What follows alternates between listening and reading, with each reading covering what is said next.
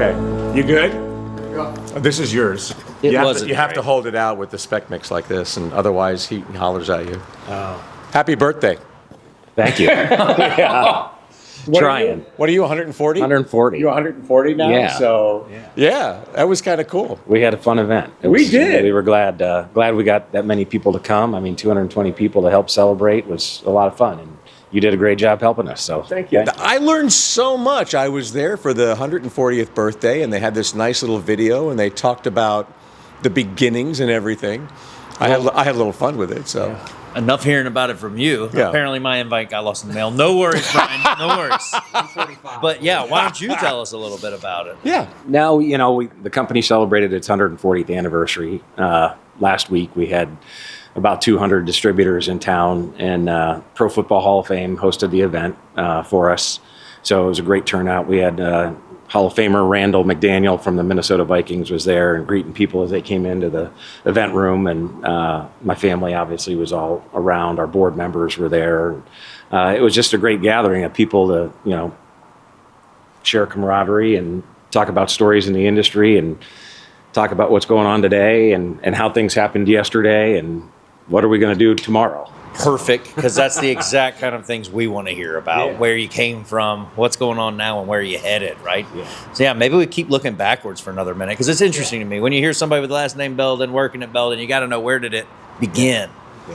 So, long story short, my great-great-grandfather had settled on the family farm back in 1885 because he was told by his doctor to get away from the daily stress of his previous job, which was he was an attorney, I believe, and he had developed some type of a lung infection or something like that. So he was supposed to go relax, but he decided to stop practicing law because he had all this clay on the property, and he remembered going to the Centennial Fair back in 1875 and seeing a brick extrusion machine, and he was a very entrepreneurial type of guy. He had like 13 different patents on different types of burners and things like that. So he ended up saying, okay, I got all this clay on my property. I'm going to turn that into brick pavers because the city of Canton, Ohio had no brick streets at the time. And he goes, I'm going to sell the first brick street to Canton. So that's how it got started. It's just on a whim, sort of, I got a plan now. And it's turned into a 140-year-old company. And so, he ran the business for I want to say till almost 1904, he was thinking about starting to shut things down because it wasn't quite going the way he wanted. He needed some investors to come into the business, and one of his sons, he had written a letter to, who was living in the Carolinas at the time, and said, I'm thinking about stopping the brick company, and the son, who happened to be Paul Belden Sr., said, don't do that. I'll come home. I'll help you. We'll make it work. And Paul Belden Sr. really was the guy who got the brick company going. The name in the original company was not Belden. It was actually called the Diebold Fire Brick Company, and the Diebold family was partial owners of the business, even though my great-great-grandfather ran it and did every day-to-day thing. But great-grandpa came back and took it over and really turned it into what the company was. He passed away, unfortunately, the year I was born, so I never got to meet him. But did a fantastic job of turning the business around, making acquisitions, building relationships, and actually was one of the predecessors to the Brick Industry Association. He helped find this association to get things started for all the brick makers in the U.S., and it was great. He's a great story. That's a lot of clay. Yeah. That is a lot. And actually, I was there and drove the streets, and the streets are made of Belden brick, and it's beautiful, man. It is absolutely beautiful. Yeah, the region's been very good for us. Obviously, the raw material is why we're where we're at. Ohio's got really good deposits of clay and shale, and we're fortunate to be there. So the manufacturing is there, and we're going to make probably around 135 million brick this year, ship maybe just a little bit less than that. If we could make more, I'd ship more. But anyway, it's been a busy couple of years, and we're happy to be where we're at. When you start, as you did 140 years ago, and that slow transition, what was the next step after that? Building a factory or building more machines, or how did that evolve over the years? in regards to where we started from, brick the making process, yeah. So we started with the plant in Canton, or just Right. outside of Canton, and we grew through acquisition in the beginning. Okay.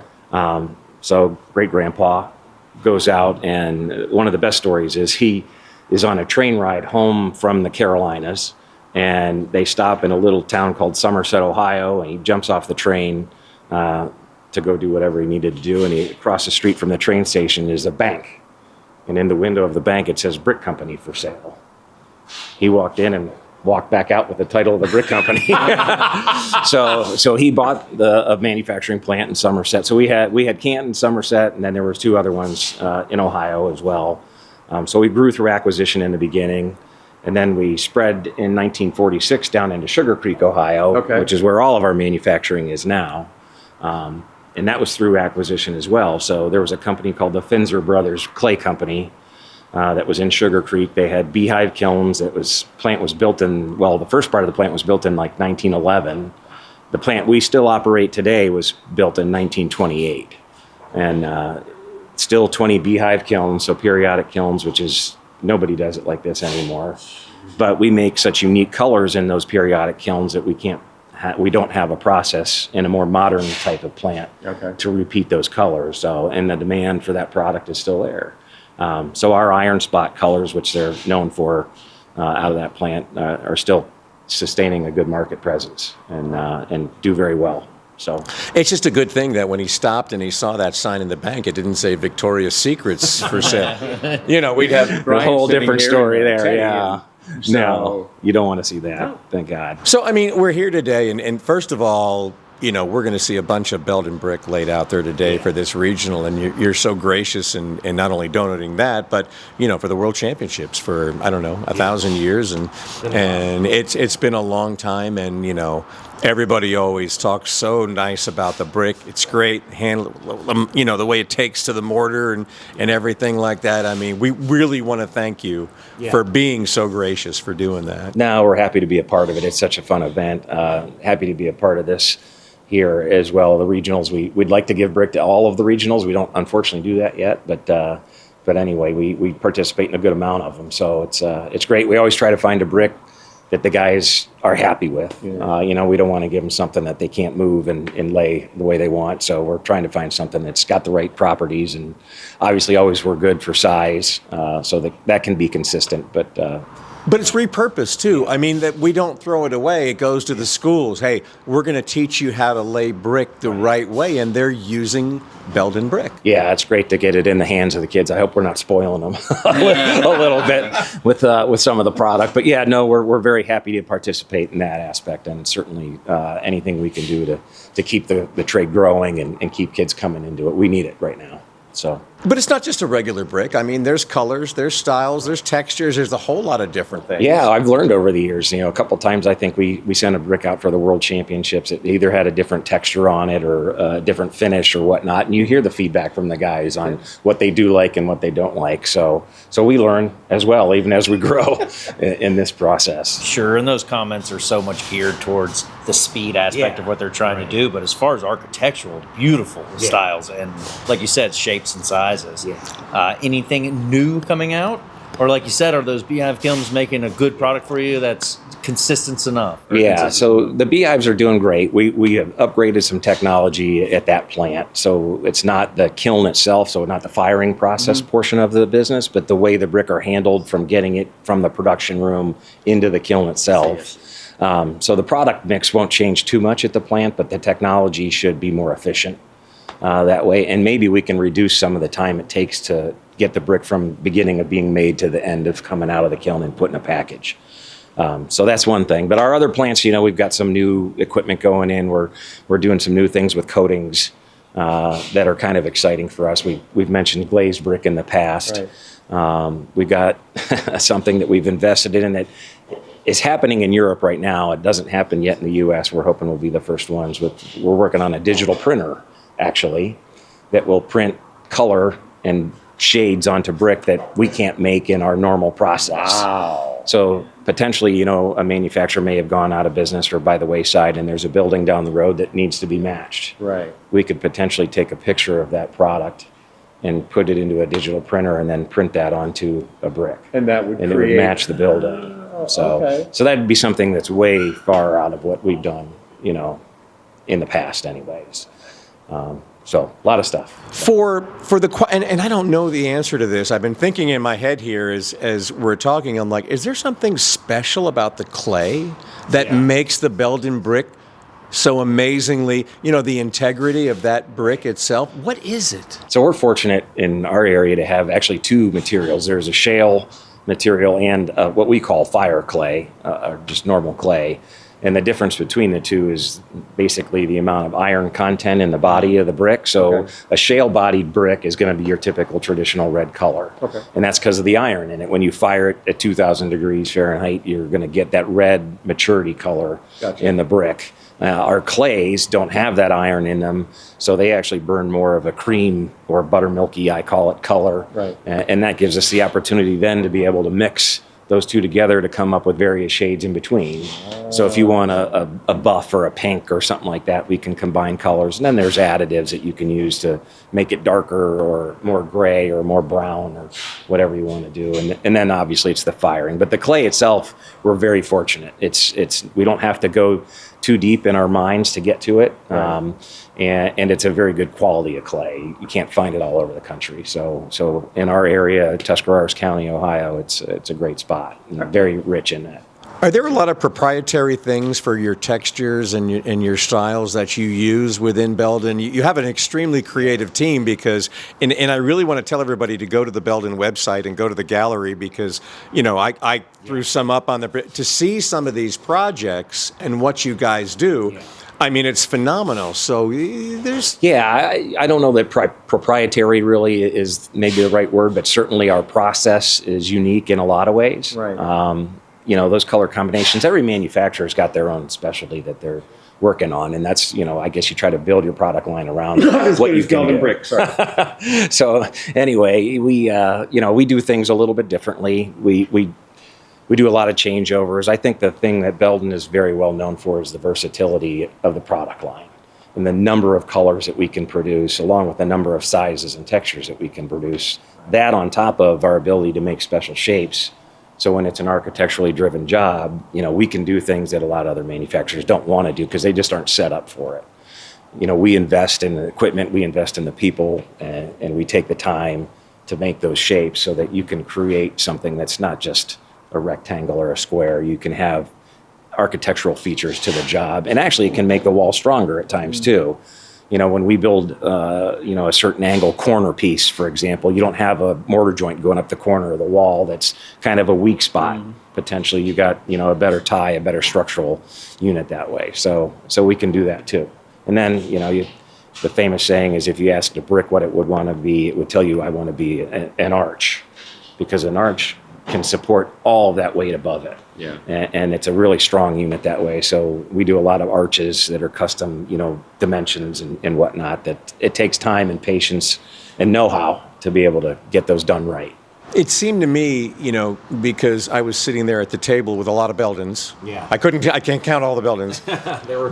There was a few. But it seemed to me that through conversations and just in general, the vibe was that there was such a great beginning, and the way it was handed down, the integrity and the thought process of how to do business, and this is how we're going to make brick, and we're going to make it with pride.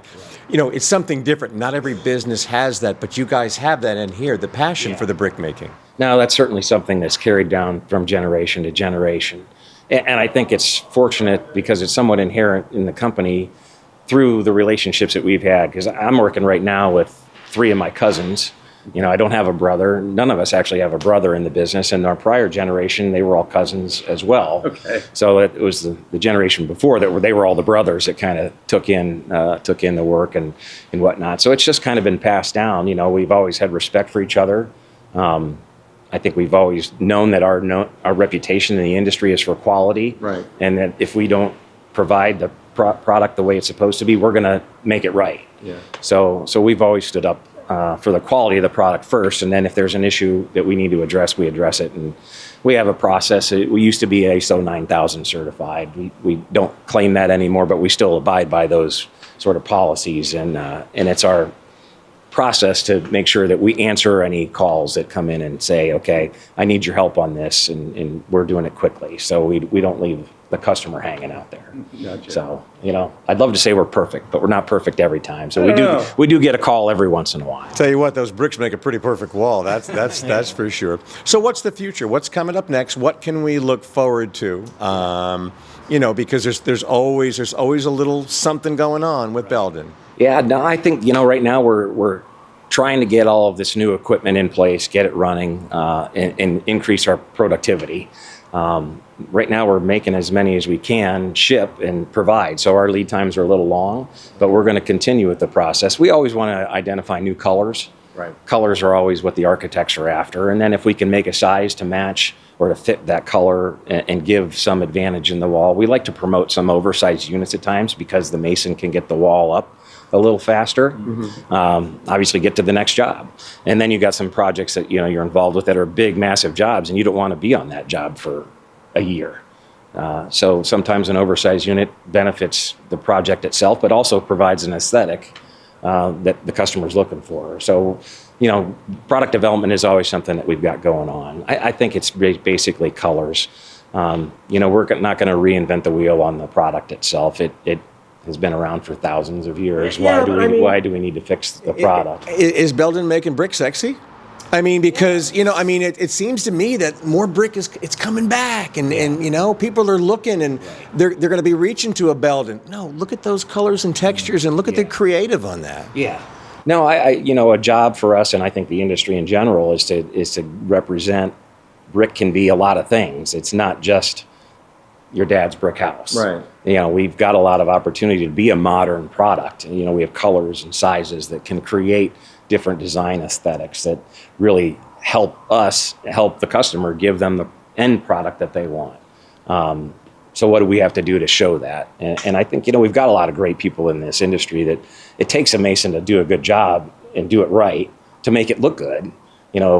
If you're not making the wall look good, then you're going to question whether or not I use that product again the next time. So it's both. It's the product and the people putting it together that make it sexy in my mind. I think so. Yeah.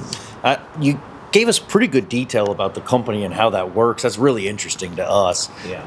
If we're going to wrap it up, we should wrap it up on something a little bit more personal. You were awfully late this afternoon, and working with some of these trade organizations. I mean, kind of give us an idea of how involved you are. Yeah, I try to do some things with the Brick Industry Association. I'm on a committee there and participate in a lot of the events that they have. I do a lot of stuff locally in Canton, Ohio as well. Several boards I'm involved with.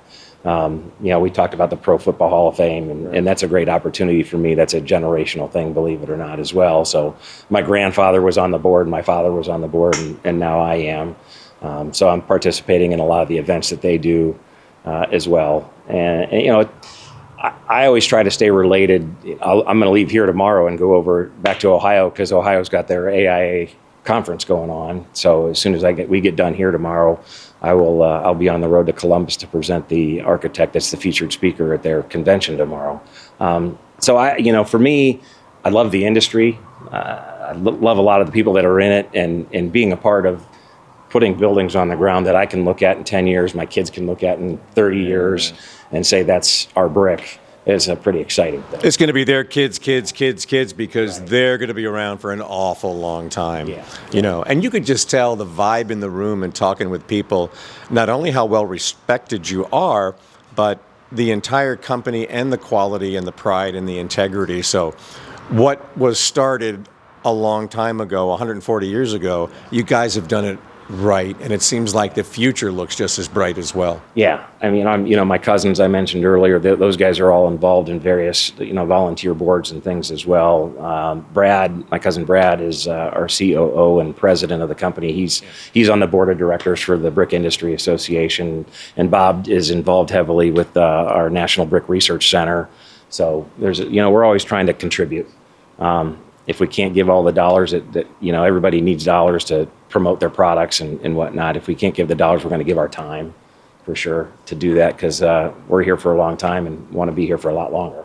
I like it. Yeah. Well, we're happy to have you, especially Yeah. a part of this I'm- competition we have going on tomorrow. I'm just wondering if we could see a Belden brick from space, like the New Orleans Superdome. Is there something we could see that you guys have built? Oh, God, I might be an that's a great astronaut in my question. second go-around. I mean, we've got a few stadiums, speaking See? of that. We've done a few nice brick projects. Milwaukee's baseball stadium is our brick. Do you have a favorite? I You have don't. a favorite Belden Brick Come I on, you got to have a favorite. No. Something. I don't. It's okay. There's so many good We ones. won't. This will not be recorded. Yeah, no, there's so many different ones. There's a lot of stuff going on. Yeah. So, but yeah, I mean, between Milwaukee, Philadelphia, Cincinnati's ballpark is ours. So we've got the baseball side of things covered. I'm Nice. working on football a little bit There right you go. now. And we do have NHL. So Dallas American Airlines Center in Dallas is our brick, Man, I and that's can't- those Beehive products. I can't wait for the pickleball stadium to go up. There you go. It's gonna come someday. It's You going to. watch. You know it is. Yeah, You yeah. know it's going to It's be. pretty here. popular right now. So. But No, thanks. I mean, it is so great to chat with you more than just talking about your wall and No, thank you. the masonry of madness and No, what this event does for our industry is transitional. I think we need things like this to recruit people into the trade, and anything Belden can do to support that is certainly we're going to try. So, thank you guys. Appreciate you. Yeah, So good to have you, awesome. Brian. Good to see you, Sir, good to be again, back. Yeah, we've seen as tough as it is to come to Pittsburgh, it's okay. The guys here are pretty good. So, That's all right. Well, okay. You got a winning brick count for tomorrow. oh man, come on. What do you I want think? to say I think last year here was around 5:30, something like that. If I Okay. remember right, I'm pulling that off the top of my head. So All right. You're gonna be maybe a I'm little going better to go this with a little bit better this Okay. year. What do you think? Yeah, What's your number? I'll go 590. 590. It's on tape. We No have taking it back. All right. Thanks for being a part of the SpecMix Pro Series. Thank you. Appreciate the Appreciate it. opportunity. Yeah. Yeah, this guy right here.